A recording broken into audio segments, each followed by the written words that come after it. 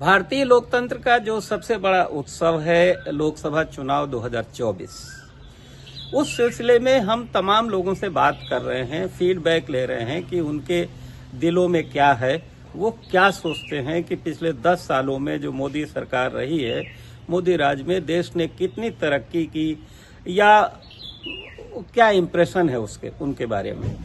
तो हमने ये सोचा कि जो 1.5 करोड़ भारतीय विदेशों में बसे हैं, जिन्हें हम प्रवासी भारतीय कहते हैं, उनकी राय क्यों न ली जाए।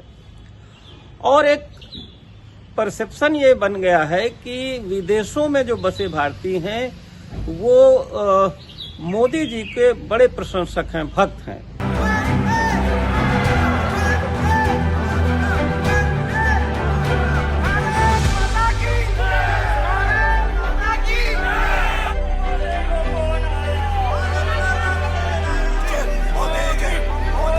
लेकिन जब हमने कुछ प्रवासी भारतीयों को बातचीत के लिए बुलाया कल और उनसे चर्चा की, तो ये मालूम हुआ कि ये जो हमारी धारणा थी वो एक तरफा प्रोपेगेंडा की वजह से थी। ऐसा नहीं है कि सभी भारतीय विदेश में जो बसे हैं वो मोदी भक्त हैं या भाजपा के समर्थक हैं।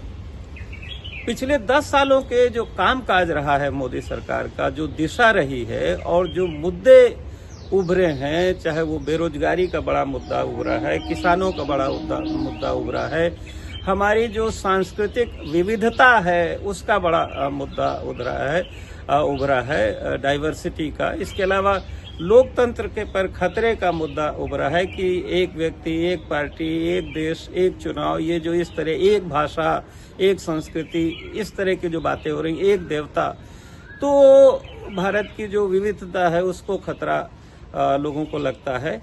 इसके अलावा क्या हुआ कि राहुल गांधी ने भी विदेशों में दौरे किए। But there is a lot of diaspora people living in different parts of the United States. And I think the next time I come, you must take me to some other cities. You know, maybe Chicago, Dallas, Atlanta, right? Yeah, because my intention is to build a relationship with you. और उन दौरों में उन्होंने जा करके जो intellectuals हैं, बुद्धिजीवी हैं या यूनिवर्सिटीज में हैं स्टूडेंट्स हैं, वहां जा करके काफी लोगों को संबोधित किया और यहाँ की जो दूसरी तस्वीर पेश की। उसके भी चलते अब हम देख रहे हैं कि इस चर्चा से हमें पता चलता है कि बहुत सारे लोग जो हैं अब वो धीरे धीरे जो ओवरसीज कांग्रेस है इनके साथ खड़े हो गए हैं, जो अपने यहाँ देश के लोगों को भी समझा रहे हैं कि भाई इस बार के चुनाव में बहुत समझ बूझ करके होशियारी से वोट देना है। भवेश जी हमारे साथ सैफाली सप्रू जुड़ी है, सैफाली सप्रू ख्वाजा, वो जुड़ी है वैंकूवर से, कनाडा से। और हमारे साथ हैं गुरविंदर रंधावा मैडम है और वो लंदन से जुड़ी हैं। अनज यूसुफ सिकंदर नवाब साहब जुड़े हैं लंदन से, और टोरंटो से जुड़े हैं चरणजीत चैम्बर साहब। तो हम लोग चर्चा की शुरुआत कर रहे हैं और भी लोग कुछ जुड़ेंगे, जुड़ने के लिए उनसे कहा गया है। तो जैसे जैसे जुड़ेंगे ये चर्चा आगे बढ़ेगी। बेसिकली जो रामदत्त जी ने कहा कि हम लोग इस बात पर चर्चा करना चाहते हैं कि बाहर में बैठे हुए जो भारतीय हैं उनकी भारत में हो रहे चुनाव पर कैसी नज़र है, क्या कैसे सोचते हैं वो।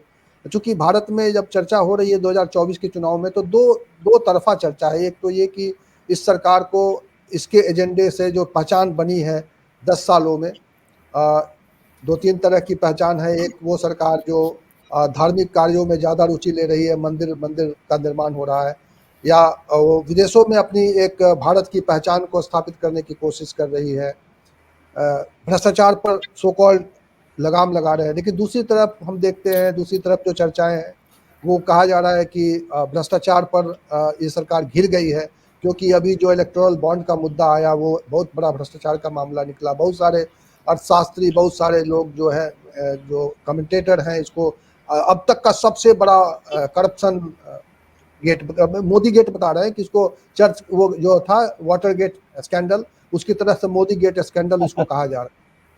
तो दोनों तरह की चर्चा है। इन चर्चाओं के बीच में आप लोग किस तरह से देखते हैं भारत में चुनाव को? क्या कोई बड़ा बदलाव होने जा रहा है? क्या यहाँ की जनता कुछ इस सरकार को बदल देगी या इस सरकार को रोके रखेगी? वो क्या है आपके मन में, क्या चल रहा है? तो सबसे पहले मैं सैफाली आपसे, आप ही के पास आता हूँ। जी नमस्ते एवरीबॉडी जो हमें ज्वाइन कर रहे हैं। मैं वैंकूवर कनाडा में रहती हूँ। मैं ऑलमोस्ट 25 इयर्स से कनाडा में हूँ। पहले टोरंटो में थी, फिर वैंकूवर मूव हुई। अभी मैं आईटी में वर्क करती हूँ यहाँ पर। और as my passion on the side I also sing. And मेरा कांग्रेस के साथ मेरा रिश्ता वैसे बहुत टाइम का रहा है, बहुत टाइम का। फैमिली पूरी इज प्रो कांग्रेस, बट मेरा जुड़ना जो हुआ कांग्रेस पार्टी के साथ वो लास्ट ईयर से हुआ। एंड ऑनेस्टली शुरुआत इसी वजह से हुई कि इंडिया में जो चल रहा था वो थोड़ा इनटॉलरेबल हो चुका था, जो सिचुएशन थी वहाँ पर। तो अगर अब ना बोले तो कब बोले, और हम ना बोले तो कौन बोले, राइट? ये दिमाग में आइडिया था। और जिस तरह से मैं देखती हूँ सिचुएशन, 10 साल से आई थिंक बीजेपी ने एक एजेंडा चलाया हुआ है। उनका एजेंडा बहुत क्लियर है। And it reminds me of जब हम लोग ब्रिटिशर्स के अंडर थे, कि लोगों को डिस्ट्रैक्ट करके रखें असली मुद्दों से, धर्म के नाम पे। और जो असली मुद्दे लोगों को इस समय हर्ट कर रहे हैं वो अब 10 साल बहुत ज़्यादा हो गए हैं। अब जो है मेरे हिसाब से इंडिया में लोग जाग रहे हैं, इंडिया से बाहर लोग जाग रहे हैं, हम जैसे लोग जाग रहे हैं।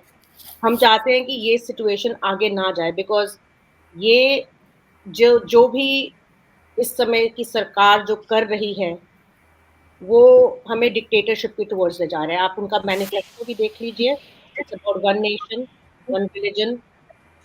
उनके मैनिफेस्टो को अगर आप कांग्रेस से कंपेयर करें, दूसरे पार्टी से कंपेयर करें, तो it's still the same thing. जुमले हैं, अभी भी जुमले हैं। कहाँ गई वो बातें पैसा वापस लाने की, ब्लैक मनी इंडिया में? कहाँ गई वो बातें करप्शन को हटाने की?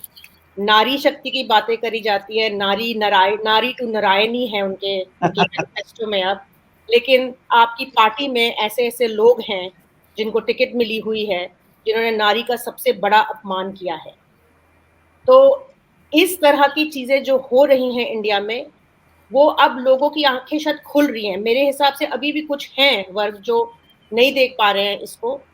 तो एज अ एनआरआई हम लोग ऑन द ग्राउंड है नहीं, बट हमारा सबसे बड़ा जो कोशिश है हमारी, वो यही कि हम सोशल मीडिया के थ्रू इस मैसेज को आगे ले जाएं और लोगों की थोड़ी आंखें खोलें कि जो हो रहा है वो गलत हो रहा है। जो 10 साल से आप सह रहे हैं वो गलत सह रहे हैं, क्योंकि पर्दा लगा हुआ है। आप देखिए, आप लोग ध्रुव राठी जैसे लोगों के वीडियोस को देखिए, आपको पता चलेगा इलेक्टोरल बॉन्ड्स के नाम पे क्या स्कैम हुआ है इतने सालों से। लोगों को पता ही नहीं थी ये बातें। फार्मा कंपनीज के साथ जो कोविड के ड्यूरिंग हुआ है वो क्या हुआ है, it is shocking. I lost my sister to covid in May 2021 जब सेकेंड वेव चली थी। तो I have experience the atrocities in India first hand. वहाँ जो हो रहा था हॉस्पिटल्स में, जो क्रिमेशंस पे हो रहा था, भी हम लोग का खुद पर्सनल एक्सपीरियंस था कि लोग वहाँ पर सिलेंडर के लिए कहाँ से कहाँ जाके सिलेंडर लाने के लिए वो थे। और ड्रग्स जो अवेलेबिलिटी थी उसमें भी आप अगर देखें कि उसमें मिलावट थी। चरणजीत जी, आप कहाँ पर हैं और क्या करते हैं और आप क्या सोचते हैं? देखिए, मैं एक चीज तो महसूस करता हूँ कि आज से 20-30 साल पहले मैं बीबीसी लंदन के लिए काम करता था, तो बड़ा मुश्किल होता था यहाँ से कम्युनिकेट करना, और कलेक्ट कॉल के जरिए जो हम बता देते थे उतना पता चलता था फोन से बहुत। लेकिन अब तो आप लोगों के पास इंडियन सारे न्यूज़पेपर है, ऑनलाइन से सोशल मीडिया है, टीवी चैनल है। चरणजीत जी, आप क्या सोचते हैं, कहाँ हैं और क्या करते हैं और क्या सोचते हैं? कुमार जी और दत्त जी, पहले तो मैं आपका बहुत बहुत धन्यवाद करता हूँ। आपने हम आपके इस मंच पर हमें इकट्ठा बैठने का एक चांस दिया है और अपने विचार पेश करने का मौका दिया है। दूसरी बात, मैं बेसिकली मैं सिविल इंजीनियर हूँ। मैं 2006 में जहाँ पर पॉइंट सिस्टम पर कनाडा में आ गया था, और जहाँ पर मैंने स्टडी करके तो कंस्ट्रक्शन में मैं प्रोजेक्ट कोऑर्डिनेटर भी रहा हूँ। पर अब एज के मुताबिक मैंने अपना प्रोफेशन चेंज कर लिया है, जैसे life insurance, mutual fund, investment work है। तो सबसे पहले मैं ये कहना चाहता हूँ जी, आज संविधान के निर्माता बाबा साहब अंबेडकर जी का 133वां जन्मदिन है जी, ਤੇ ਉਹਨਾਂ ਦੇ ਜਨਮ ਦਿਨ ਤੇ ਸਭ ਨੂੰ ਬਹੁਤ-ਬਹੁਤ ਮੁਬਾਰਕਾਂ ਜੀ। ਤੇ ਅੱਜ ਵੀ ਅਸੀਂ ਇੱਥੇ ਇੱਕ ਬੜੇ ਪੱਧਰ ਤੇ ਮਨਾ ਰਹੇ ਹਾਂ। ਇਸ ਤੋਂ ਬਾਅਦ ਇੰਟਰਵਿਊ ਤੋਂ ਬਾਅਦ ਅਸੀਂ ਉੱਥੇ ਜਾਵਾਂਗੇ। ਗੁਰੂ ਗ੍ਰੰਥ ਸਾਹਿਬ ਦਾ ਅਖੰਡ ਪਾਠ ਸਾਹਿਬ ਪਹਿਲਾਂ ਭੋਗ ਪਾਇਆ ਜਾਊਗਾ ਤੇ ਨਾਲੇ ਉੱਥੇ ਮਨਾਇਆ ਜਾਵੇ। ਦੇਖੋ ਅਸੀਂ ਮੈਂ ਉੱਥੋਂ ਮੈਂ 25 ਸਾਲ ਜੋਬ ਕੀਤੀ ਆ ਜੀ ਇੰਡੀਆ ਦੇ ਵਿੱਚ, ਤੇ ਮੈਂ ਬੜੇ ਗਰਾਊਂਡ ਲੈਵਲ ਤੇ ਦੇਖਿਆ ਪਹਿਲਾਂ ਕੀ ਸੀ, ਇਹਨਾਂ 10 ਸਾਲਾਂ ਦੇ ਵਿੱਚ ਹੁਣ ਕੀ ਹੈ, ਕੁਛ ਹੋ ਰਿਹਾ ਹੈ। ਮੈਂ ਤਕਰੀਬਨ ਹਰ ਸਾਲ ਜਾਂਦਾ ਉੱਥੇ, ਦੇਖਦਾ ਹਾਂ ਜਿਹੜੀ ਡਿਵੈਲਪਮੈਂਟ ਦੀ ਗੱਲ ਕਰ ਰਹੇ ਆ, ਡਿਵੈਲਪਮੈਂਟ ਉੱਥੇ ਆਮ ਲੋਕਾਂ ਦੀ ਨਹੀਂ ਹੋ ਰਹੀ ਹੈਗੀ ਜੀ।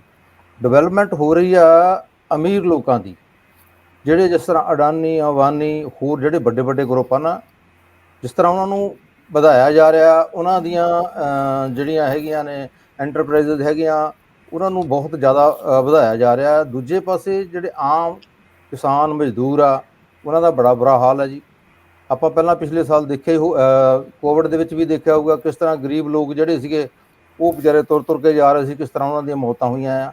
ਤੇ ਹੁਣ ਜੋ ਹੋ ਰਿਹਾ ਨਾ, ਬਹੁਤ ਮਾੜਾ ਹੋ ਰਿਹਾ ਉੱਥੇ, ਕਿਉਂਕਿ ਮੀਡੀਆ ਬਹੁਤਾ ਜ਼ਿਆਦਾ ਉਹਨਾਂ ਦਾ ਸਾਥ ਦੇ ਰਿਹਾ ਹੈ।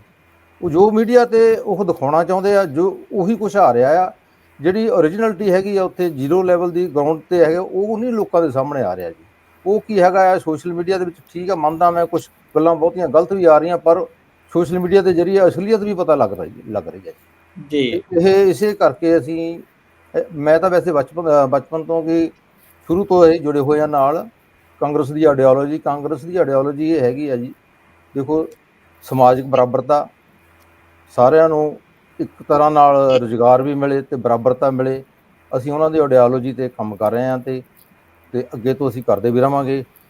ਬਾਕੀ ਆਪਾਂ ਆਉਣ ਵਾਲੇ ਟਾਈਮ ਦੇ ਵਿੱਚ ਹੋਰ ਤੁਹਾਡੇ ਨਾਲ ਗੱਲਬਾਤ ਕਰਦੇ ਰਹਾਂਗੇ। जिस तरह तुम सानू सवाल पूछोगे आप जवाब देते रहांगे। मैं गुरमिंदर रंधावा मैडम से चाहूंगा कि वो अपना थोड़ा संक्षिप्त परिचय दे दें और उसके बाद वो क्या कहना चाहती हैं अपनी ओर से इस चुनाव के बारे में, कैसे देखती हैं वो बता दें जी। Good afternoon, good evening to everybody. I am in UK from more than 30 years.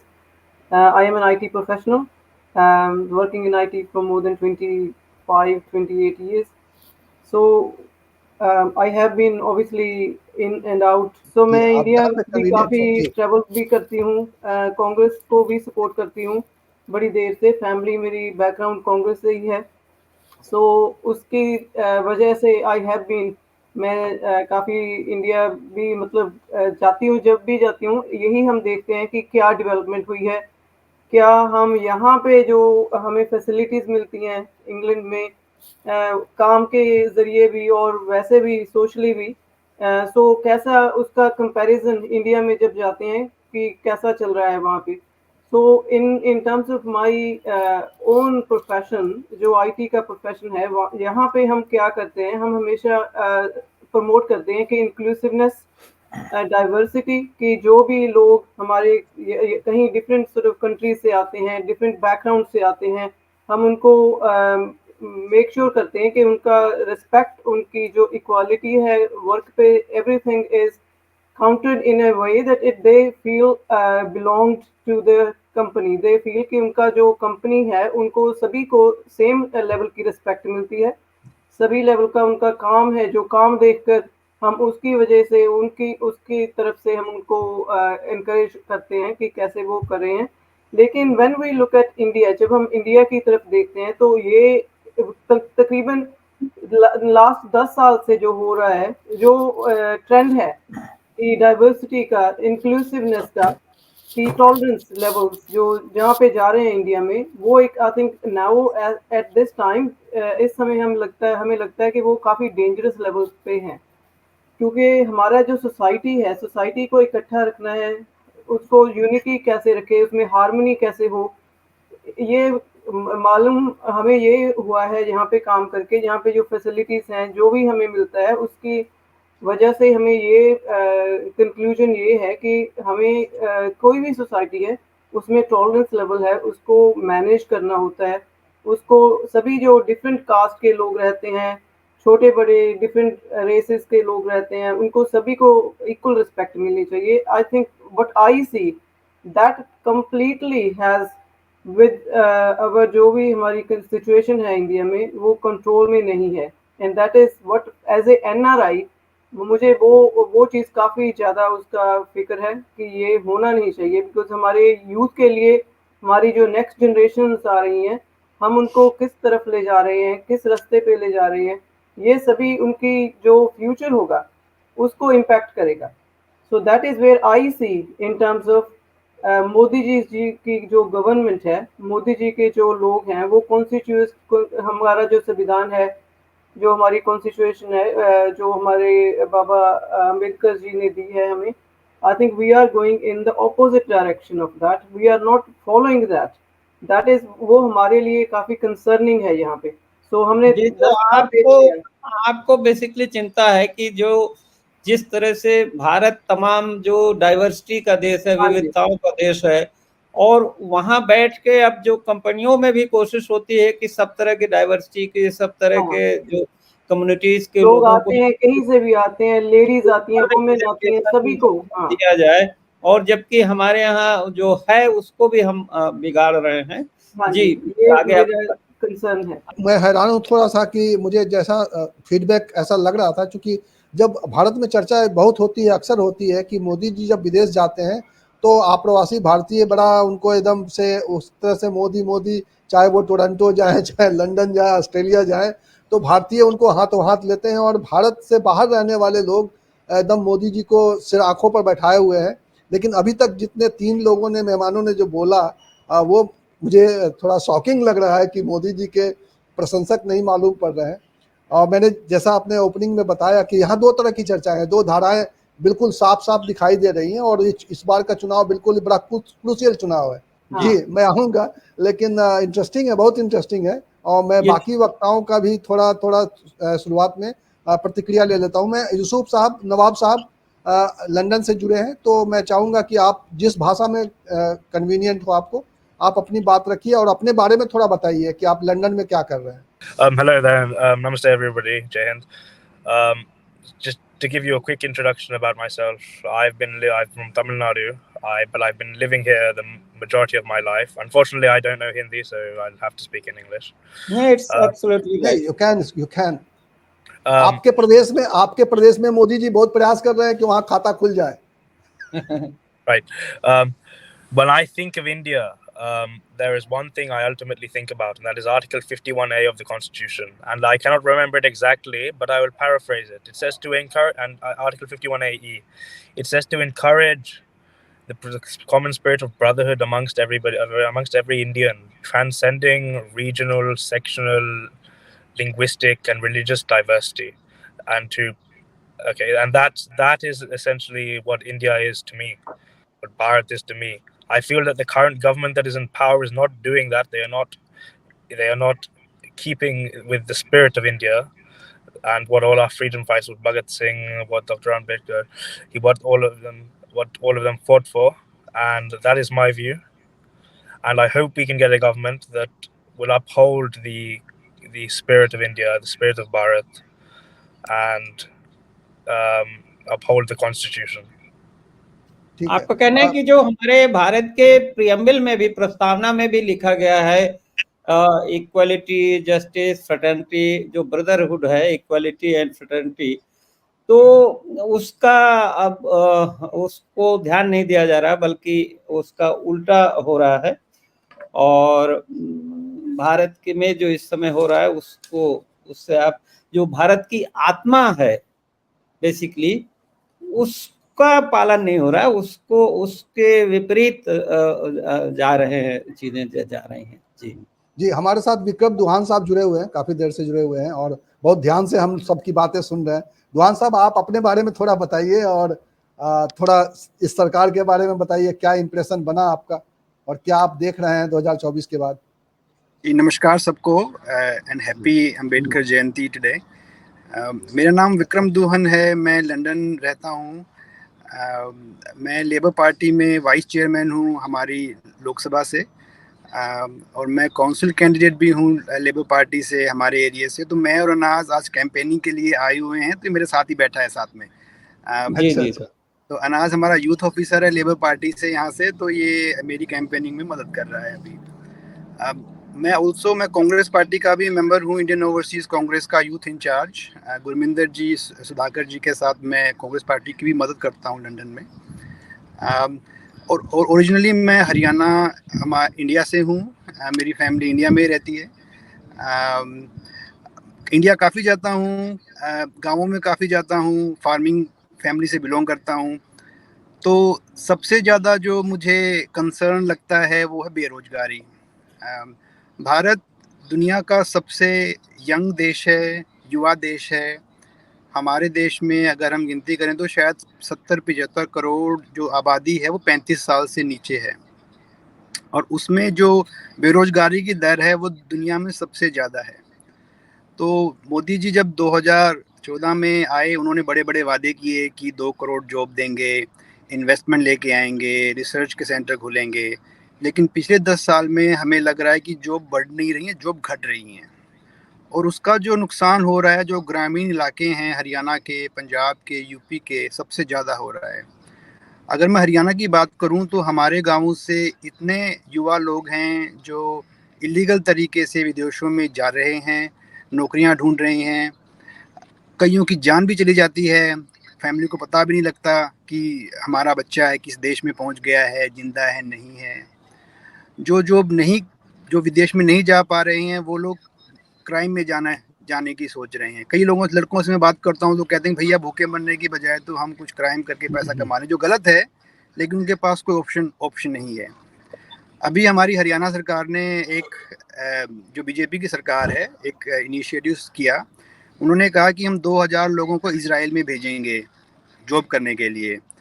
तो आप अपने स्टेट में जॉब दे नहीं पा रहे हो और हमारे युवाओं को विदेशों में इलीगल तरीके से या फिर छोटी मोटी जॉब करने के लिए भेज रहे हो। हमारे स्टेट के कुछ लड़के अभी गए, रशिया में चले गए, उनको लगा कि वो डॉक्टर की डिग्री करने गए, लेकिन उनको इलीगल तौर से आर्मी में रख लिया और वो अब यूक्रेन के अगेंस्ट फाइट कर रहे हैं।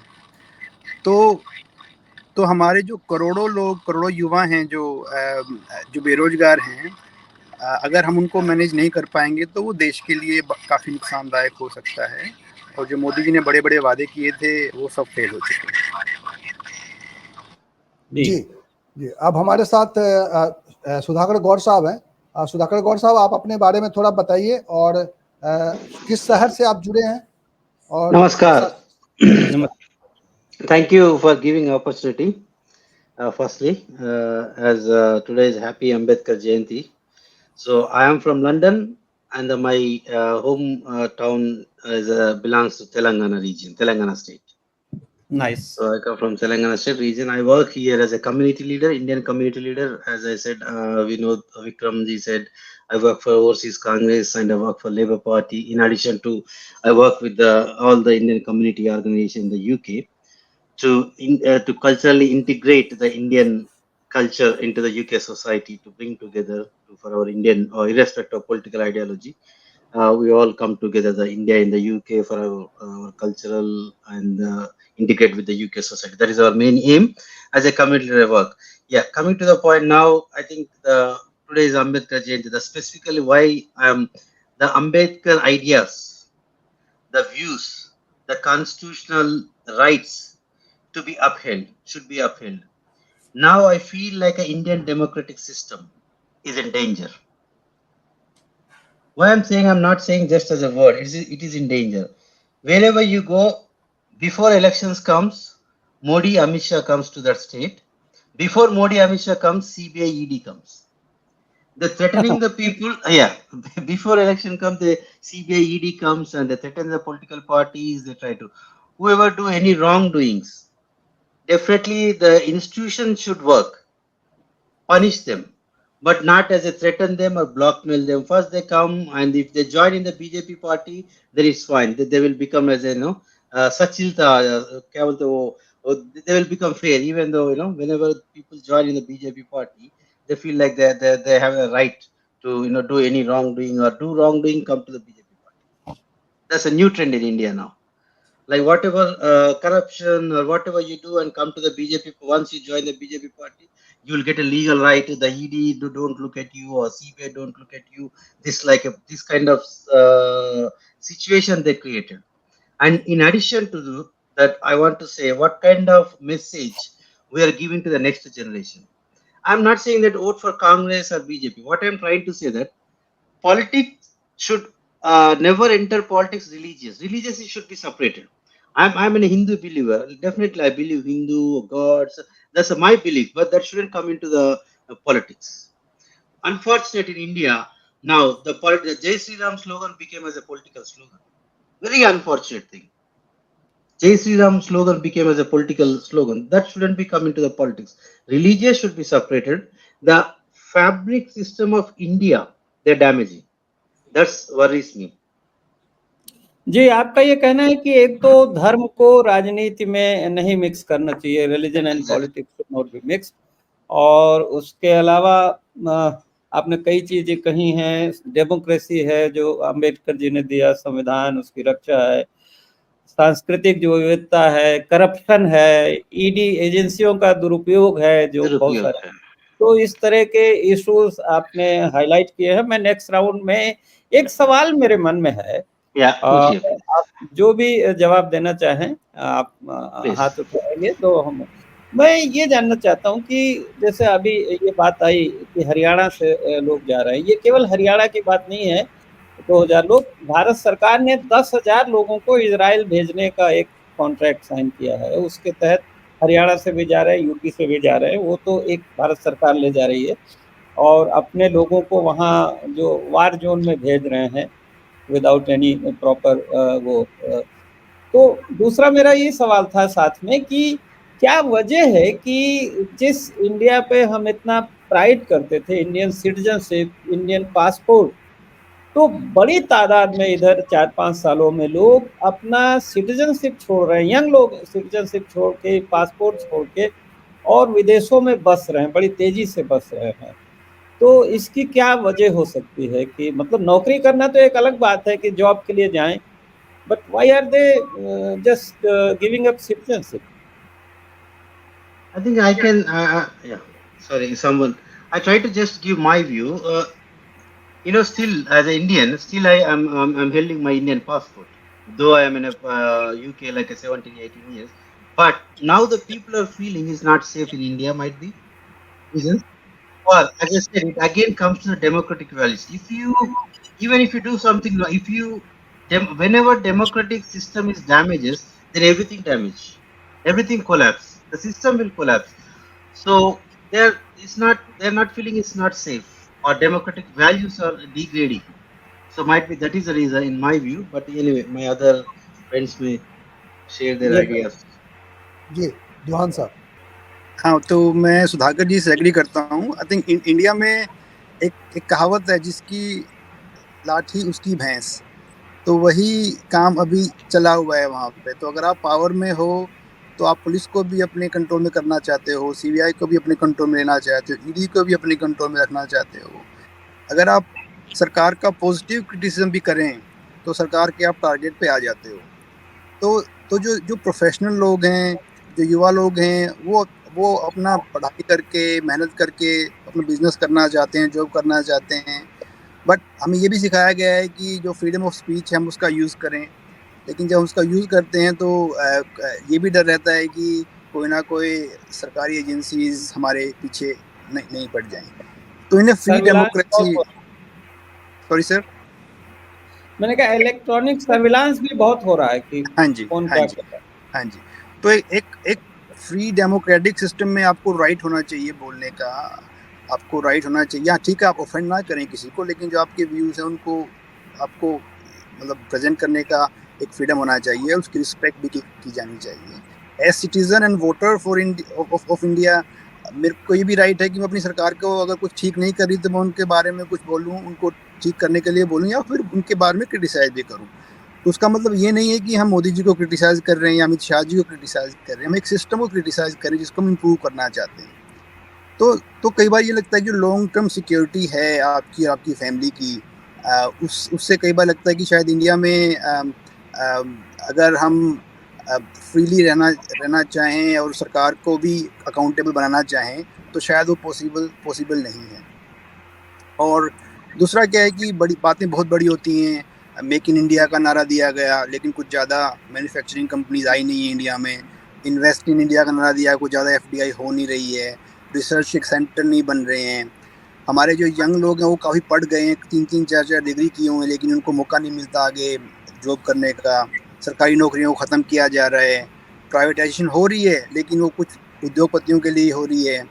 तो जो जनरेशन है उनको कुछ आगे रास्ता नज़र नहीं आ रहा है कि क्या किया जाए, तो रिस्क लेते हैं, विदेश में जाने की कोशिश करते हैं, दे ट्राई देयर लक, सबका राइट है भाई, यहाँ नहीं काम होता तो लेट्स ट्राई समवेयर एल्स। काफ़ी लोग सक्सेसफुल भी हो जाते हैं बाहर आके, काफ़ी लोग नहीं होते, लेकिन जब तक हम एक स्टेबल एनवायरनमेंट हमारे होम कंट्री में नहीं देंगे तो मुझको लगता है कि जो ये एक्सोडस है स्पेशली यूथ का वो शायद ना रुक पाए। Yeah, I think I want to add here कि Vikram ji, I think your point is really right. Opportunity India में जो अब है वो सिर्फ आपको हायर लेवल, हायर वर्ग के लिए दिखती है। जो लोअर लेवल पीपल है उनके लिए इतने ब्लॉक्स हैं, इतना रेड टेप है कि वो उस चीज को परस्यू ही नहीं करना चाहते, उनके लिए कोई पाथ नहीं है आगे जाने का। कि हमने कर ली पढ़ाई, अब पीएचडी है, वो पकौड़े बेच रहे हैं, like that is the level हम गिर चुके हैं कि हमारी एजुकेशन, एक टाइम पे लोग कहते थे कि यार इंडिया की एजुकेशन लेवल इतनी बढ़िया है कि सारे डॉक्टर्स यूएस में, कनाडा में, सारे टॉप आईटी के लोग जो हैं वो इंडिया से आ रहे हैं, लेकिन अब ऐसा हो गया है कि जो यूथ है वहां का उनको कुछ दिख ही नहीं रहा, वो कहते हैं हम ये भी कर रहे हैं, हम ये भी कर रहे हैं, लेकिन हमें जॉब नहीं मिल रही है। आप उसको देखिए जो राहुल गांधी की भारत जोड़ो यात्रा में थे व्यक्ति, वो जुड़े थे, उन्होंने कहा मैंने पीएचडी करी है, सब कुछ करा है, लेकिन मुझे कोई नौकरी नहीं दे रहा है। और ये बोलने के बाद भी उनको कितना हेकल किया जा रहा है वहां पर इंडिया में कि भाई तुमने क्यों बोला ये, यू नो। आप अमित मौर्य की बात कर रहे हैं जिसने उठाया था बिल, उसको कहा कि रो रहा था, उसका रोते हुए वीडियो सामने आया। एग्जैक्ट, अगर हमारे यूथ को ये फेस करना पड़ेगा आपको एजुकेशन, तो वो तो बाहर ही अपॉर्चुनिटी ढूंढते हैं ना, they are not going to want to stay in India. यहाँ है क्या, आपने इतने साल डिस्ट्रैक्टिव पॉलिटिक्स करी है, आपने लोगों को मंदिरों में, हिंदू धर्म में, इसमें भगा दिया, लेकिन अब जो यूथ अवेकन हो रहा है वो कह रहा है भाई मैं घर में पैसा कैसे लाऊं। आप विश्वास नहीं करेंगे, I am the general secretary of IOC यहाँ पर बीसी में, मेरे पास इतने मैसेजेस आते हैं ट्विटर पे ऑफ पीपल जो इंडिया में यूथ हैं who are trying to get job. उनको कोई भी आप ट्वीट करो, वो आपका नाम देखते हैं, वो आपको कॉन्टैक्ट करते हैं कि भाई हमको जॉब चाहिए, आप कहीं से दिलवा सकते हैं, हम कांग्रेस में भी काम करने के लिए तैयार है, you know, things like that. So you know कि वहां पर जो लेवल गिर चुका है, जब आपके एजुकेटेड लीडर्स भी होंगे वो उनका फोकस एजुकेशन और जॉब्स पे नहीं होगा, वो आपके लिए कोई डिस्ट्रिक्ट लेवल पे पाथ्स नहीं बना सकते। अब कांग्रेस का जो मैनिफेस्टो आया है दैट्स टॉकिंग अबाउट इंटर्नशिप कि 1 लाख आपको देंगे फर्स्ट ईयर में, ये प्रोग्राम्स हैं ही नहीं, और अगर हैं तो इन लोगों के लिए अवेलेबल नहीं है। So there is a big obstruction, जिसे कहते हैं ना, एक रुकावट है इनकी करियर में, इनका पैसे कमाने में। तो उनको लगता है कि बाहर निकल के एक बार ट्राई कर लेते हैं। उन लोग वो देखते हैं आसपास लोग गए हैं कनाडा, ऑस्ट्रेलिया और इन जगहों पर, वो कुछ कर रहे हैं, क्योंकि यहाँ डिग्निटी ऑफ लेबर भी है, एक तो वो फर्क है कि आप ट्रक ड्राइवर भी हो या आप स्कूल टीचर भी हो, आपको रिस्पेक्ट वही मिलेगी। इंडिया में जिसके पास पैसा नहीं है, जिसके पास करियर नहीं है, उसकी कोई रिस्पेक्ट नहीं है sir. So I think that is a big major factor. Dignity of labour तो एक बड़ा इशू है, क्योंकि भाई एक परिवार में भी कोई कुछ भी काम कर सकता है, लेकिन यह समाज में उसको रिस्पेक्ट मिलनी चाहिए। बिल्कुल, मैं उसमें ऐड करना चाहूंगी अगर आप मुझे अलाउ करें। ये सभी मैं एग्री करती हूँ जो कमेंट्स सभी ने दिए हैं इसकी, और हमें अगर आगे चलें तो जैसे वुमेन को ट्रीट किया जा रहा है इंडिया में, वैसे हम सभी we are very proud Indians, and हम हमेशा ही इंडिया के लिए तो we will always be proud of India. तो इंडिया का जो हमारा प्राउड है वो तो नहीं खत्म होगा, बिकॉज वो सिस्टम के साथ नहीं चलता। हम वैसे ही हम इंडियन हैं, सो हम we will be always proud of India. लेकिन जैसे पहले भी हमने बात की है कि संविधान हमें कह रहा है कि the opportunity and the right of opportunity should be same for everybody. जो वो राइट है, अगर आप देखें कि लेडीज को, वुमेन को, गर्ल्स को, जैसे वो कहते हैं कि अगर कोई उनके साथ गलत कोई बोल रहा है, वो एक्चुअली जो बीजेपी के लीडर्स हैं वो उनको बता रहे हैं कि आप ड्रेसअप अच्छी तरह से हो, आप ऐसे नहीं ड्रेसअप हो, आप ऐसे नहीं चलो, आप इस टाइम पे ना बाहर जाओ, आप इस टाइम पे ये ना करो। जो रिस्ट्रिक्शंस हो, जो रूल्स वो अपनी तरफ से बनाकर बोल रहे हैं, उनका कोई मतलब ही नहीं है, because that is actually stopping our women, our girls or whoever. So that is actually reducing our way of जो हमें openness और हमारी जो हमें independence देनी चाहिए बच्चों को और girls को. So that is why then those girls, why they will feel safe in India and why they will feel that we would like to stay here. Yeah. So that is another reason. वो एक और उसका reason है कि हम girls को encourage करें कि आप जो भी करना चाहते हैं, हम आपके लिए safety, security is actually the responsibility and accountability of our states. Yep. So अगर वो उनको कर नहीं रहे हैं, implement नहीं कर रहे हैं, तो ये हमारे बच्चों के लिए again I feel concerned about that कि भी हमारे बच्चे हैं उसकी वजह से they are going out. जी, आपका सवाल है, मैं थोड़ा हिंदी में इसको बता दूं फिर आप सुन। आपकी जो मुख्य चिंता यह है कि महिलाओं की, लड़कियों की सुरक्षा की चिंता है। दूसरे, ये सरकार या ये जो पार्टी है पावर में, ये लोगों के खान पान, पहनावा, इन सब पे टोका टोकी कर रहे हैं। अभी तो प्रधानमंत्री मोदी जी ने भी मछली खाने पे लेके इतना बवाल कर दिया, मीट खाने पर, जबकि भाई बहुत सारे लोग की अपनी चॉइस है, आप क्या पहनते हैं। तो एक तरह से ये जो सोशल नॉर्म्स को मिडिवल एज में ले जा रहे हैं, आज से 200-400 साल पुराना है, जो पीछे के ले जा रहे हैं बजाय आगे ले जाने के। तो ये आपकी चिंता भवेश जी। जी, अभी यहाँ पे एक जो निर्मला सीतारमण है फाइनेंस मिनिस्टर, उनके पति बड़ी चर्चा में है, और वो चर्चा में इसलिए है कि बड़ी कड़वी बातें कर रहे हैं वो मोदी जी के लिए। उन्होंने एक किताब भी लिखी है, पिछले साल उनकी किताब आई थी, जो इंडियन डेमोक्रेसी में जो चेंज आया है उसको लेकर, और इकोनॉमिक्स, जिस तरह से इकोनॉमी इंडिया की बदली है, और जिस तरह से वो बता रहे हैं कि भारत को वो कहाँ लेके चले गए हैं, कितने साल सांस्कृतिक रूप से पीछे ले गए हैं, कितने साल पॉलिटिकली पीछे ले गए हैं, और कहते हैं कि न्यू इंडिया जो है वो एंशिएंट इंडिया की तरफ बढ़ रहा है। मेरा इंटरेस्टिंग सवाल ये है कि चूंकि आप सब लोग एक मत जैसे दिखाई दे रहे हो, तो भारत में अभी स्थिति क्या है कि जो दूसरी तरफ विचारधारा है, एक जो विचारधारा जो कांग्रेस और जो एक सोशलिस्टिक सोसाइटी की तरफ जो देखती है, वो चाहती है कि उस हिसाब से ही चले। हमने एक एक्सपेरिमेंट कर लिया 10 साल, ठीक है, लेकिन अब ये एक्सपेरिमेंट कामयाब नहीं रहा। लेकिन दूसरे तरफ वैसे लोग भी हैं जो मंदिरों के विकास से बड़े प्रसन्न हैं, जो इस सरकार को आगे कंटिन्यू कराना चाहते हैं। वो चाहते हैं कि नहीं मोदी जी तो पूरी दुनिया में भारत का नाम रोशन कर रहे हैं और बड़े दमदार आदमी हैं, जो एक इमेज क्रिएट की गई सोशल मीडिया के जरिए या जैसे भी। तो लेकिन ये दोनों विचारधारा के लोग भारत में बड़े तीखेपन के साथ लड़ाई लड़ रहे हैं।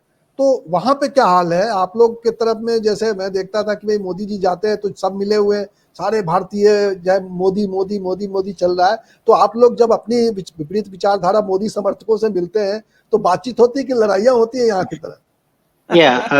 I think it is current trend. Can I answer or is that okay? Charanjit wanted to say something.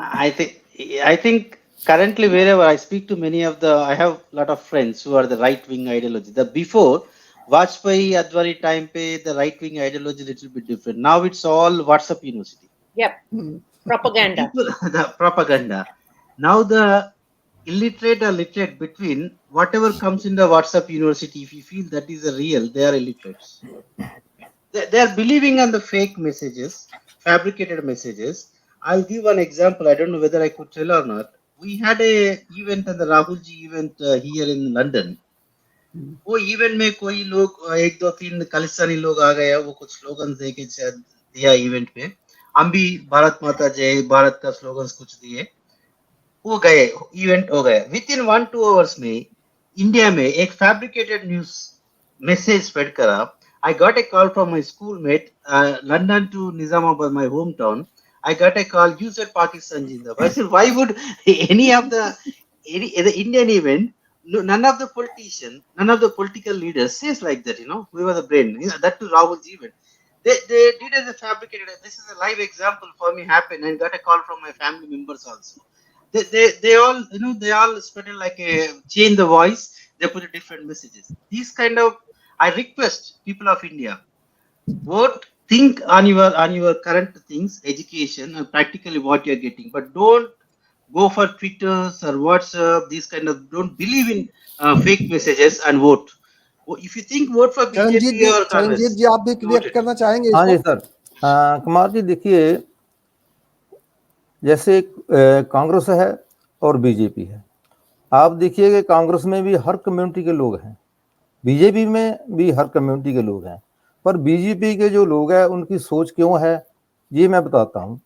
जो आरएसएस है ना, जो इनका एक मुखी थे गोलवालकर जी, मैंने उसकी बुक पढ़ी है, वो कहते थे कि हमें जो इंडिया है, हम 1000 साल पीछे लेकर, जैसे 1000 साल पीछे सिस्टम था ना, हमने वो यहाँ इम्प्लीमेंट करना है, 200 साल नहीं, क्योंकि 200 साल पहले अंग्रेज थे ना, पहले आए जब, वो भी नहीं चाहिए हमें, इनको चाहिए जो 1000 साल पहले था। 1000 साल जो था, आप सभी लोगों को अगर पढ़ते होगे देख लोगे वे कैसे था वो, तो उनकी जे मंशा है वो वही करना चाहते हैं। इसीलिए वो देखो मंदिरों, देखो किसी, हमें कोई दिक्कत नहीं है, कोई भी किसी धर्म को भी माने, पर जैसे ये अभी देखो मोदी जी होने, हमारे जो प्रधानमंत्री हैं, माननीय प्रधानमंत्री, इन्होंने अपने वो कैसे एक स्टेट में एक कॉन्फ्रेंस की, एक कॉन्फ्रेंस नहीं, उन्होंने वो स्टेज पर बोला है भी देखिए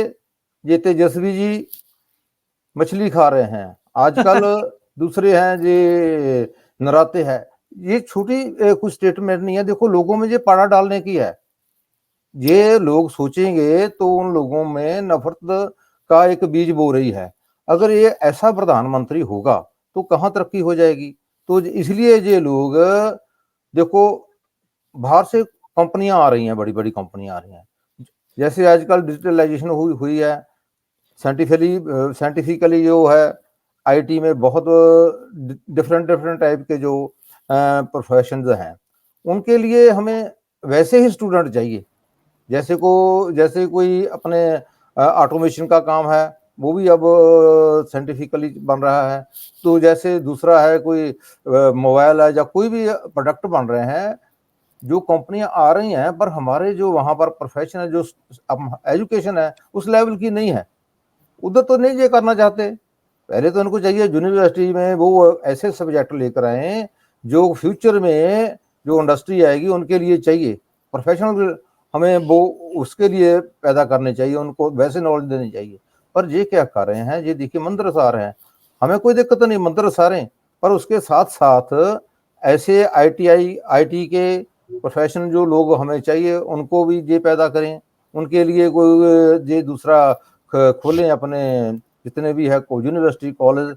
पर अब देखिए ये तो बहुत स्कूल बंद कर रहे हैं, ये ना ज्यादा से ज्यादा देखो गाँव में जो स्कूल बंद कर रहे हैं, वो भी एक इनकी चाल है, ताकि जो गरीब लोग है, नीचे वाले जो गांव में रहते हैं, किसान का बेटा है, मजदूर का बेटा है, वो अच्छी तालीम ना ले लें।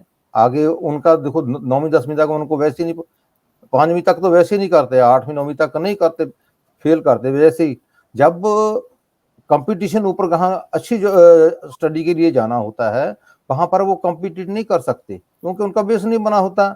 ये एक जो आरएसएस है ना, उसकी जो सोच है ना, उसके हिसाब से ये काम कर रहे हैं, जेडी के बहुत खतरनाक है। उससे पहले उसके लिए ये संविधान को भी खत्म करना चाहते हैं। हमें तो ऐसी न्यूज भी मिल रही है, अभी इन्होंने अपना संविधान जो पहले था, जिसको ये मनुस्मृति कहते हैं, क्योंकि पहले वो ही लागू था, उसमें आप अगर देखेंगे जो लेडीज हैं, स्त्रीज हैं, उनको कोई ज्यादा अधिकार नहीं थे। ये पढ़ाई का अधिकार भी जो ज्योतिबा फूले जी हुए हैं, आपने उनकी अगर स्टोरी पढ़ी होगी, उन्होंने 1848 में पहला स्कूल खोला था। ज्योतिबा फूले की उनकी जो पत्नी थी सरस्वती, उन्होंने जो सावित्रीबाई फूले जी और फातिमा बीबी, उन्होंने पहले 1848 में एक स्कूल खोलकर लेडीज के लिए स्टडी का इंतजाम किया था, उनको शिक्षित करने का जो बीड़ा उठाया था, तो उस वक्त उनको काफ़ी तकलीफें उठानी पड़ी। उसके बाद फिर सरोजिनी नायडू जी जैसे जैसे करता रहा, जो आज देखो हमारे जो बहनें हैं, इनको कितना सम्मान मिल रहा है। हम जहाँ पर अभी बैठ कर बात कर रहे हैं, प्राइम मिनिस्टर अपने इंदिरा गांधी जब पहले बने थे, उन्होंने यही कहा था कि देखिए ये संविधान में लिखा था, बाबा साहब ने, उन्होंने हमारे लिए ये प्रोविजन की है, इसलिए मैं आज प्रधानमंत्री बनी हूँ।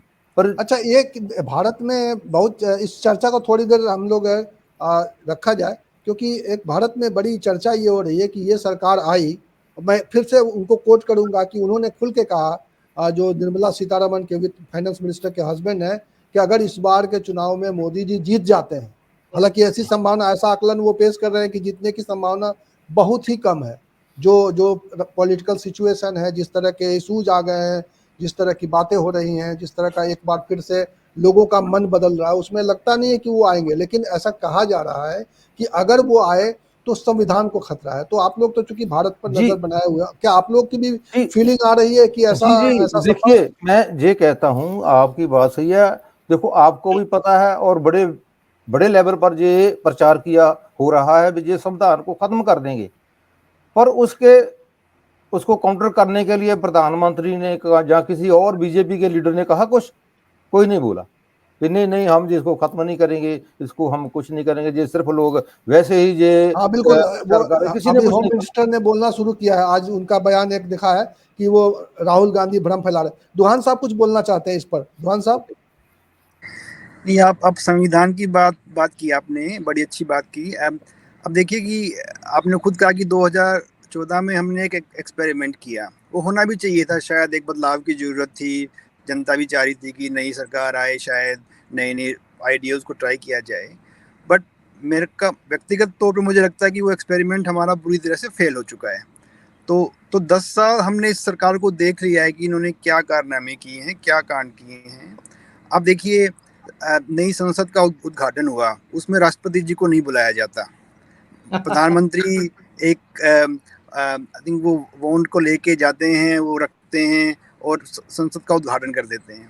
आई am a proud Hindu, but मैं किस भगवान में विश्वास करता हूँ वो मेरा व्यक्तिगत मामला है। सरकार मेरे को डिक्टेट नहीं कर सकती कि आप इस मंदिर में जाएं, इस भगवान को पूजें, ये खाएं, ये पहने। राम मंदिर का प्राण प्रतिष्ठा होती है तो वहाँ भी प्रधानमंत्री जी जाके उद्घाटन करके आते हैं। तो ये दिखाता है कि इन लोगों का, जो हमारा संविधान का जो बेसिक जो फैब्रिक है सेकुलरिज्म, उसमें इनका विश्वास नहीं है। अदरवाइज आप प्रधानमंत्री हो, आप सबके प्रधानमंत्री हो, एक धर्म के प्रधानमंत्री नहीं हो। आपको मंदिर में भी जाना चाहिए, आपको मस्जिद में भी जाना चाहिए, आपको गुरुद्वारे में भी जाना चाहिए, आपको चर्च में भी जाना चाहिए और आपको और जगह भी जाना चाहिए। तो जिस हिसाब से इनकी एक्टिविटीज़ चल रही हैं, ये चाहते हैं कि वन मैन रूल हो और वो रूल एक ही आदमी का हो और वो सभी संस्थाओं के ऊपर कंट्रोल करके रखे। वो आर्मी पे भी कंट्रोल करे, वो बैंकों पे भी कंट्रोल करे, जैसे आरबीआई पे कंट्रोल किया गया है, चुनाव आयोग पे भी कंट्रोल करके रखें हम, और विपक्ष को हम ख़त्म कर दें। तो ये सोच तो यही दर्शाता है कि ये भारतीय संविधान में विश्वास नहीं करते। 10 साल से हम ये देख भी रहे रंधावा हैं, मैडम, ये प्रूव भी है। रंधावा मैम की कुछ जोड़ना चाहते हैं इसमें? हाँ जी, मैं कहना चाहती थी कि विक्रम ने जैसे बोला, उससे आगे हम क्या देखते हैं कि जो मोनोपलीज क्रिएट की गई है सरकार की तरफ से लास्ट 10 साल में, अगर आपको संविधान को सेफ रखना है तो आपको सभी को एक जैसा मौका देना चाहिए। जो हमारे मीडियम और स्मॉल जो एंटरप्राइजेस थे कंट्री में, जो उनके बिजनेसेस थे, उनको भी फ्लोरिश होने की अपॉर्चुनिटी क्रिएट करनी चाहिए। लेकिन हो क्या रहा है कि हम बड़े जो कॉर्पोरेट्स हैं, हम उनको ही अपॉर्चुनिटीज दे रहे हैं, हम उनको ही मौका दे रहे हैं। सो मोनोपलीज क्रिएट हो रही हैं। सो संविधान कैसे बचेगा अगर हमारे जो स्मॉल एंटरप्राइजेस हैं, स्मॉल बिजनेसेस हैं, वो हमारे बिल्कुल हमारी जो सरफेस है उससे मेनली खत्म हो जाएंगे। If they are removed out of the society में, वो नहीं रहेंगे, तो हमारे लोग कहाँ से खाएंगे, कहाँ से पिएंगे, उनका कैसे चलेगा? एक मोनोपली जब बनेगी, कॉर्पोरेट्स लेंगे सारा इंचार्ज, सारा चार्ज उनके साथ हाथ में होगा, तो वही हमें डिक्टेट करेंगे कैसे चलेगा सब कुछ, क्या होगा। That is not constitution. और हमारी वो जो संविधान है उसमें तो ये नहीं है कि एक व्यक्ति वो एक सॉर्ट ऑफ कॉर्पोरेट के हाथ में सारा कुछ हो। हम तो चाहते हैं कि इक्वल सोसाइटी बने। सो आई थिंक वो एक एग्जांपल, आप वो एविडेंस है टू प्रूव कि द एक्चुअल जो संविधान है हमारा, जो वो खतरे में है। मैं आपको मैं एक बात ऐड करना चाहती हूँ, जो आपने निर्मला सीतारमण की बात के हस्बैंड की बात करी है। आई थिंक उन्होंने क्लियर कट कह दिया है that if Modi comes to power we are in dictatorship. उन्होंने ये क्लियर कट कह दी है बात। आई थिंक कोई डाउट नहीं है हम सबके दिमाग में कि ये होगा, क्योंकि उन्होंने ये भी कहा है कि इसकी घोषणा लाल किले से होगी। हाँ जी, बिल्कुल। और उन्होंने ये भी, अगर आप सिचुएशन देखें कि ईडी, सीबीआई, सारे इंस्टीट्यूशंस, मीडिया, जब आप एक इंसान के पास कंट्रोल में दे देते हैं, जिनके हाथ में आ जाता है, तो आप एक्सपेक्ट मत करिए कि ये फ्री एंड फेयर इलेक्शन होगा। आप ईवीएम्स के बारे में देख लीजिए, कितनी चर्चाएं हुई हैं that there is going to be scam. तो एक तो आई थिंक ग्राउंड लेवल लोगों को बहुत ही चौकन्ना रहना पड़ेगा अबाउट द ईवीएम्स और किस तरह इलेक्शंस होते हैं। एंड जो उन्होंने बात ये कही है डिक्टेटरशिप की, तो आई थिंक सबके दिमाग में ये क्लियर कट है कि if BJP comes to power, all your rights, अगर आपके पास एक्सप्रेस करने का राइट ही नहीं है, अगर आप बोलते हैं कुछ, अगर आपका यूट्यूब चैनल खत्म कर दिया जाता है, जैसे बोलता हिंदुस्तान का इन्होंने बंद करवा दिया है, इन्होंने बैन कर दिया उसको, तो आपके पास अगर वो राइट ही नहीं है तो आप उस कंट्री में रह कैसे सकते हैं, right? You have to have the freedom of expression. वो सबसे बेसिक हमारा कॉन्स्टिट्यूशन का राइट है, that you have the right to express yourself. और आप अपनी आवाज ही नहीं उठा सकोगे गलत के अगेंस्ट, आपके ऊपर कोई ना कोई केस कर दिया जाएगा, या आपको कोई बड़ा केस निकाल के आपको वॉशिंग मशीन में, आप बीजेपी आ जाओ तो वॉशिंग मशीन में आपको धो के हम फिर ऐड कर देंगे। तो ये it's a clear cut thing कि पाथ वही है, it's from democracy to dictatorship if BJP comes to power. I think everybody thinks has that thought in their head. जी, आप लोगों के मन में भी आशंका है, इसी पे कुछ ऐड करना है? या जी, एक क्विक थिंग, डिक्टेटरशिप 10 साल में मोदी दिखाया what he did. I give one example, demonetization. None of the world leaders or none of the country, 98% of the money which is in use, no one can ban that one. All of the sudden TV में एक बार आके 8:30, 9 o'clock we are going to ban tomorrow onwards. And after the demonetization, what they said, they are going to collect the black money. मैंने बोला एक बार, there is no black money. Modi का मन काला है। इसका मन, because he's suspecting everyone, but the black money is not only in the shape of money. That could be gold, that could be anything. But they said we are going to find out some black money only with the cash. Why Modi did this one? Because he wanted to show dictatorship. एक बार TV में आके मोदी बोले तो सब India उसके साथ रहेगा, ऐसा मैसेज देने के लिए this kind of falls. That time Manmohan Singh, I remember correctly, उन्होंने बोला GDP going to come down because of this foolish decision. 2%, exactly 2% GDP is come down because of demonetization at the time. That is the Congress government, financially, it's not about political. So for Modi dictatorship, entire country has to pay for it. The whole, the Tughlaq, एक ही बार history पढ़े तो तुगलक ने किया एक बार, उसका इधर तो इधर चेंज किया, उसका कैपिटल सिटी देवगिरी से दिल्ली, चमड़े का सिक्का चला दिया। बहुत इंटरेस्टिंग चर्चा हो रही है, बहुत इंटरेस्टिंग चर्चा हो रही है। लेकिन एक सवाल रह जाएगा अगर हम लोग इस चर्चा को वहां पर लेकर नहीं जाते हैं। आप लोग देखिए, अब ग्लोबल दुनिया पूरी मुट्ठी में आ गई है। हम लोग एक मोबाइल के जरिए या लैपटॉप के जरिए एक दूसरे से जुड़े हुए हैं। तो ये समझ में भी आ रहा है कि आप लोग लंदन में बैठे हो, आप लोग अमेरिका में बैठे हो, कनाडा में बैठे हो, लेकिन आप लोगों को भारत के कंसर्न्स पूरी तरह से वही कंसर्न्स, वही सवाल जिन पर यहाँ पर मंथन हो रहा है, वो सब सवाल आपके पास बिल्कुल एकदम एक एक सवाल आपके पास है।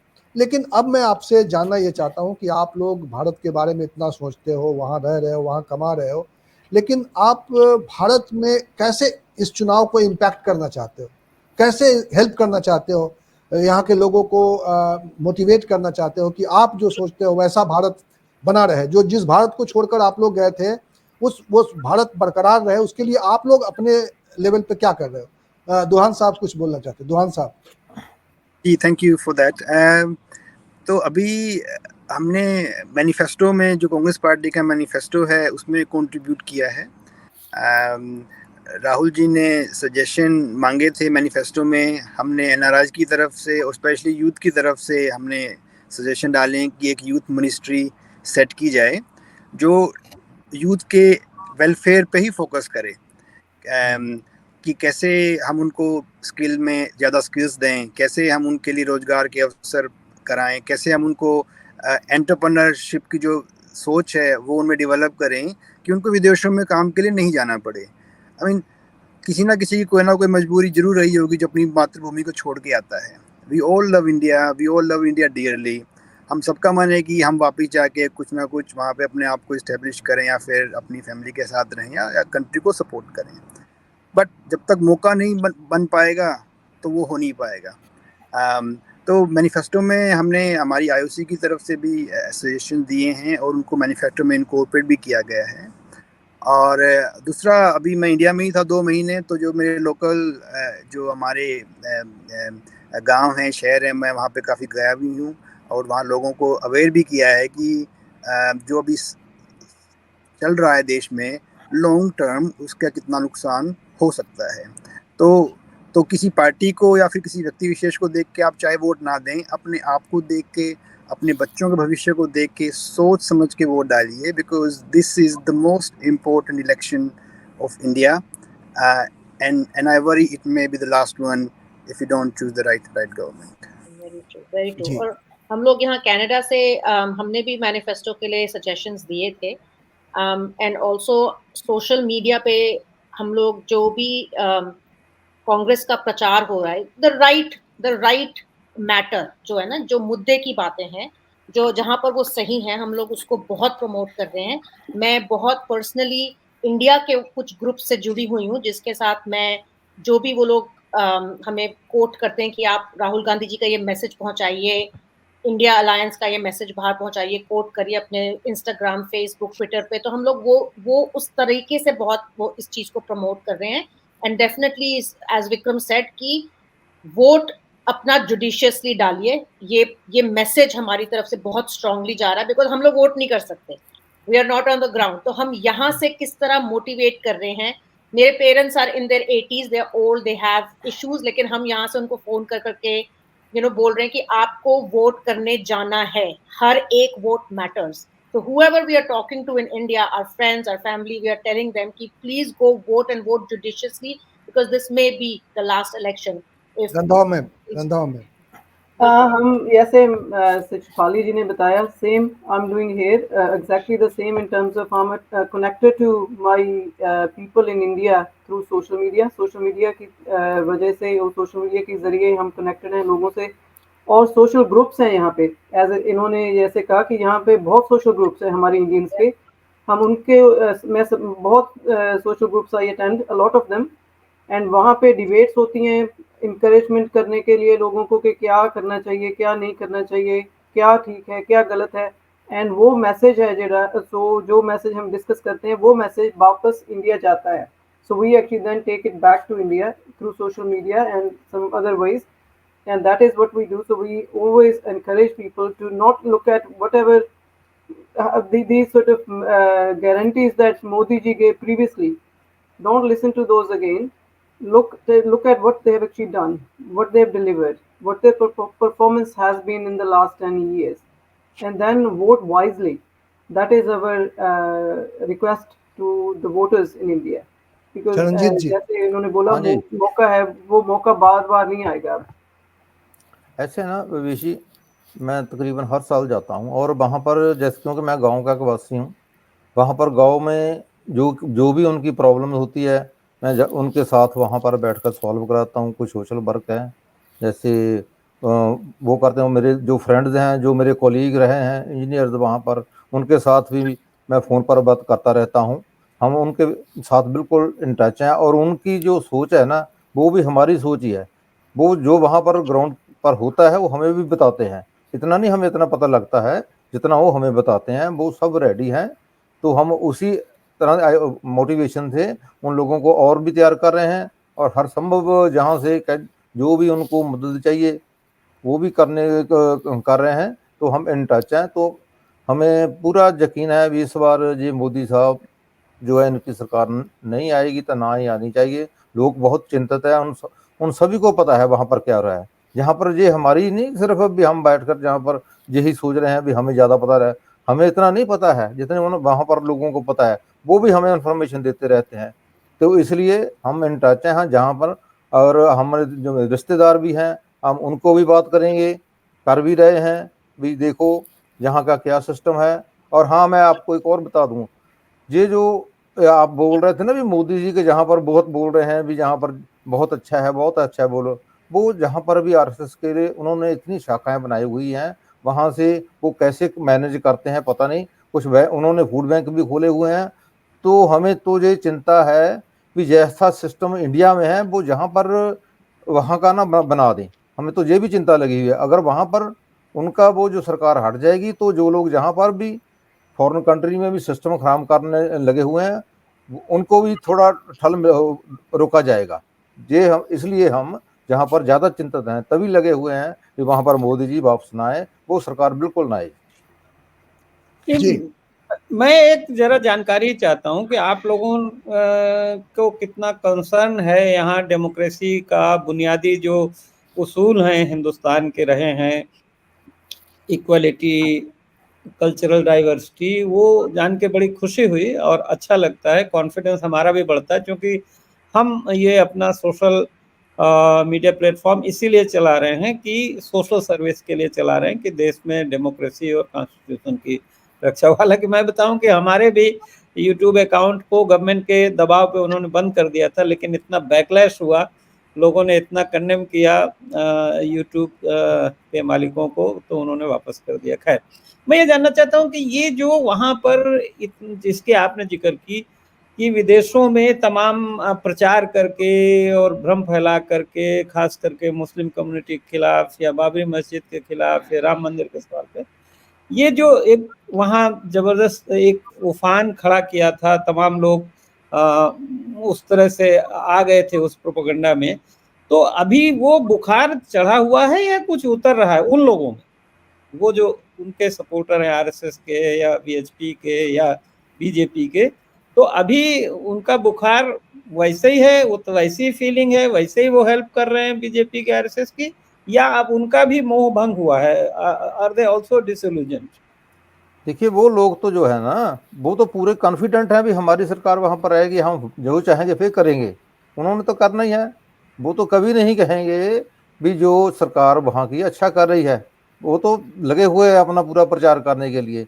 पर हम जहाँ पर उनको डिफेंड कर रहे हैं, काउंटर कर रहे हैं, आते हैं चैनल पर भी, जहाँ कई चैनल पर भी हम बात करते हैं, तो वहाँ पर जब आते हैं वो तो उनको फिर काउंटर करते हैं, फिर उनको जवाब नहीं होता। धीरे धीरे जब मैं यही बात को बता रहा हूँ, वहाँ से हर संभव कोशिश की जा रही है तो सरकार की, आरएसएस की भी, जहाँ पर भी उनका पूरा दबदबा। जैसे देखो, मंदिर जो है हमें कोई चिंता नहीं, जितने मर्जी बनाए, पर एक छोटे से में एक कॉम्प्लेक्स में कितने बना देने, वहाँ पर अंधविश्वास फैलाना। जैसे मोदी जी कोरोना के वक्त कह रहे थे चलो थाली बजाओ, दिए जलाओ, जो ऐसा अंधविश्वास है ना, वो जहाँ पर भी ये फैला रहे हैं, ये छोटी मंदिर खोलकर वहाँ पर वो ही एस्ट्रोलॉजी के कर रहे हैं, लोगों को पखंड सिखाते हैं, अंधविश्वास फैलाते हैं, ये करो वो करो। जैसे वहाँ जंतर मंतर, वो जहाँ पर पूरे लेवल पर जिन्होंने शुरू किया हुआ है, अगर वो जहाँ पर भी शुरू हो गया, ज़्यादा हो गया, तो अंधविश्वास जब फैलेगा। पर मैं उनको लोगों को ये कहता हूँ कि देखो, जहाँ पर हर कंट्री में कम से कम 100 से ज़्यादा कंट्रीज के लोग रहते हैं, उनका डिफरेंट कल्चर है, इसको मत छेड़ो।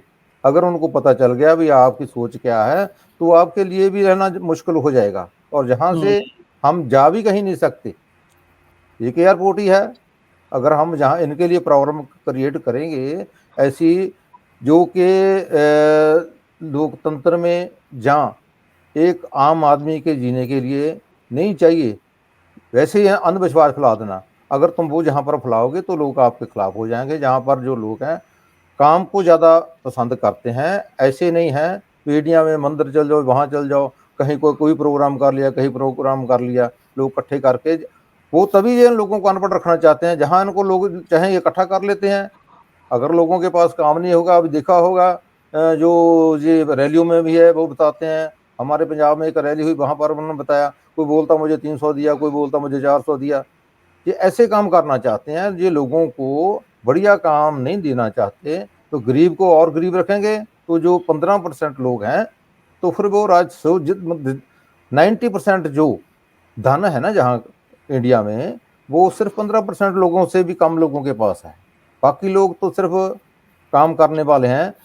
तो हम यही मेरा सवाल ये था कि जो उनके सपोर्टर्स थे वो 10 साल के एक्सपीरियंस से कुछ वो डिसिल्यूजन हुए हैं, उनका मोह भंग हुआ है, कुछ उनका सपोर्ट कम हुआ है या अभी भी वैसा ही है? नहीं इसमें नहीं, त्रिपाठी वही जी, बता रहा हूँ ना, वो तो जी कह रहे हैं ना, मोदी जी ने वहां पर जितने काम शुरू करा लिए हैं, जो मोबाइल बनने लग गया, वो लग गया, वो तो अपना प्रचार करेंगे ही, पर नहीं नहीं, वो ठीक।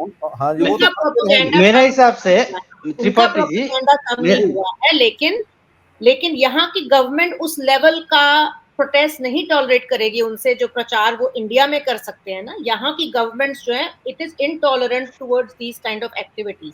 तो यूएस में भी अभी पीछे कुछ मंदिर में हुआ था, तो government had very openly criticize कि ये नहीं होना चाहिए। तो वो कर रहे होंगे प्रोपेगेंडा। और जो मोदी आते हैं यहाँ पर, मैं ऑनेस्टली बताऊं, टीवी ऑन करती हूँ, अगर मोदी जी होते हैं मैं टीवी बंद कर देती हूँ, मेरे से टॉलरेट नहीं है उनकी आवाज या शक्ल। But I am just saying, ये सब पेड प्रोपेगेंडा, उनको पैसे देके बसों में बिठा के भेजा जाता है जब मोदी जी यहाँ आते हैं। It is not normal, common, rational, Sen people like us do not believe in him and will not promote any of his events here, that I can tell you.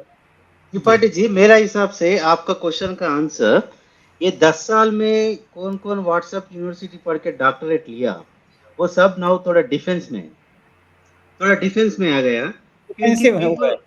थोड़ा डिफेंसिव हो गया। Observe, because I used to talk with WhatsApp, all these things with them, your discussion, social media, whatever. Now I observe them, they are in now defensive mode, but they are bar they are ऐसा पकड़ कर क्यों defence में आ गए। लोगों को अब पता उनको चल गया, जवाब मिल रहा है, अब उनको जवाब मिल काउंटर। रहा और भी बात है जो हमने लोगों को पता चल गया।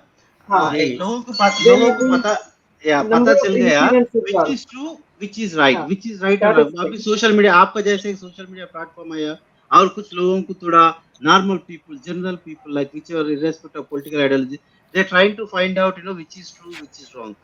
अमित शाह जाके तमिलनाडु में भी कौन सा भी बोल सकता हूँ, एक फ्रीडम फाइटर के बारे में रॉन्ग इन्फॉर्मेशन दे सकते, इसका ये अभी तो नहीं चल रहा। तो थोड़ा डिफेंस मोड में ये तो आपका क्वेश्चन का थोड़ा डिफेंस मोड में आ गया। और भी हम कह सकते हैं कि जैसे फार्मर्स का बहुत बड़ा इशू हुआ है, तो हमने देखा उसको कैसे हैंडल कर रहे हैं ये लोग, कितनी बुरी तरह से उसको हैंडल किया है फार्मर्स को। दूसरा कि जो मणिपुर में वुमेन का हुआ, उसको कितनी बुरी तरह से, मतलब उन्होंने कुछ किया ही नहीं है। तो जैसे ये इंसिडेंट्स, हमारी जो गर्ल्स को ट्रीट किया गया, हरियाणा की जो हमारे प्लेयर्स हैं, उनका भी, सभी हमें वो इन्फॉर्मेशन मिलती है। जब ये चीज़ें बाहर आती हैं, मीडिया से बाहर आती हैं, हमें लोगों को पता चलता है, तो ये इनका जो इफेक्ट है वो कम होता है। मोदी की जो सरकार है उसका इफेक्ट, उनको लगता है कि ये लोग बोल कुछ और रहे हैं, ग्राउंड लेवल पे इनकी जो सपोर्ट है हमारे लोगों को लिए बहुत कम है। तो उससे इसका असर है जो वो कम हुआ है डेफिनेटली। जी तो चलिए इस चर्चा को हम लोग आज के लिए यहीं रखते हैं। लेकिन मुझे बहुत अच्छा लगा आप लोगों के व्यूज जो आए, और मुझे लग रहा है कि जैसे भारत में एक सोच बदल रही है इस सरकार को लेकर। 10 साल का एक्सपेरिमेंट जो है भारत ने देखा है, और वो एक्सपेरिमेंट कैसा रहा उसका अनुभव हम लोग सब शेयर कर रहे हैं। किसी को भी शायद बहुत ज़्यादा लोगों को निराशा हुई है, और शायद एक भारत ने तय भी कर लिया है। और ऐसा लग रहा है जितने भी सर्वेज आ रहे हैं उसमें यही पता चल रहा है कि मोदी जी जो है अब ज़्यादा मजबूत नहीं रहे, उस तरह के पॉपुलर लीडर नहीं रहे, उस तरह से वो जो दावा करते थे कि दुनिया के ऐसे लीडर के रूप में वो उभर रहे हैं जिस पर दुनिया का एक प्रभाव है, दुनिया पर उनका प्रभाव है। तो अब चीज़ें बदल रही हैं, देखते हैं 2024 का चुनाव किस तरह से होता है। ईवीएम का एक सवाल है, ईवीएम में लेकिन लोग कह रहे हैं कि अगर ज़्यादा मतदान हुए, अगर अधिक मतदान हुए, तो ये ईवीएम वाला जो है मैनेजमेंट की जो अगर कुछ है तो वो शायद फेल हो जाएगा। तो उम्मीद करते हैं कि लोकतंत्र इस बार जो है देश की जनता तय करेगी किधर जाना है। जो शंकाएं हैं उसके हिसाब से वो तय करेगी कि उसको किस तरह का फैसला लेना है। वो एक्सपेरिमेंट जारी रखना है, इस एक्सपेरिमेंट को यहीं रोक देना है, अब आगे के लिए देखेंगे कैसे क्या होता है। तो बहुत अच्छा लगा आप लोगों से बात करके, और हम चाहेंगे कि अभी चुनाव के दरमियान आप लोग जैसे अब पहले फेज का चुनाव हो जाए, और उसके बाद जिस तरह से बदली हुई परिस्थितियों में किस तरह से चेंज दिखाई दे रहा है, तो हम लोग आपसे फिर जुड़ें और चर्चा करें हम लोग। और बहुत बहुत शुक्रिया आप लोगों का। मैं तो ये उम्मीद कर रहा था कि जो मोदी वाला जो हम लोग सुनते रहते हैं, उसमें से कुछ लोग आते तो शायद उनका मैं समझ पाता, उनकी मंशा क्या है, अभी भी क्या वो मोदी के लिए तैयार है क्या अभी भी उनकी धारणा बदली नहीं है मोदी सरकार को लेकर? चूंकि बहुत सारे सवाल नए आ गए हैं, खास तौर पे देखिए इलेक्टोरल बॉन्ड एक बड़ा सवाल है, और अब और भी कई नए सवाल पैदा हो रहे हैं जिस तरह से सबसे बड़ा सवाल तो डेमोक्रेसी और कॉन्स्टिट्यूशन की बुनियादी जो सवाल है कि इंडिया डेमोक्रेटिक कंट्री रहेगा या नहीं रहेगा, जो और हमारा जो कॉन्स्टिट्यूशन है जिसमें सेकुलरिज्म है, प्लूरलिस्टिक सोसाइटी है, वो रहेगी कि नहीं रहेगी। और मुझे लगता है इसी वजह से पूरी दुनिया में भी जो हमारे करीब 1.5 करोड़ तक लोग हैं एनआरआईज, वो भी काफी अब चिंतित हो उठे हैं, क्योंकि अल्टीमेटली अपने देश से तो सबको प्यार होता ही होता है। तो बहुत बहुत नमस्कार, धन्यवाद। धन्यवाद और धन्यवाद आपका भी। Thank you Thank you. Thank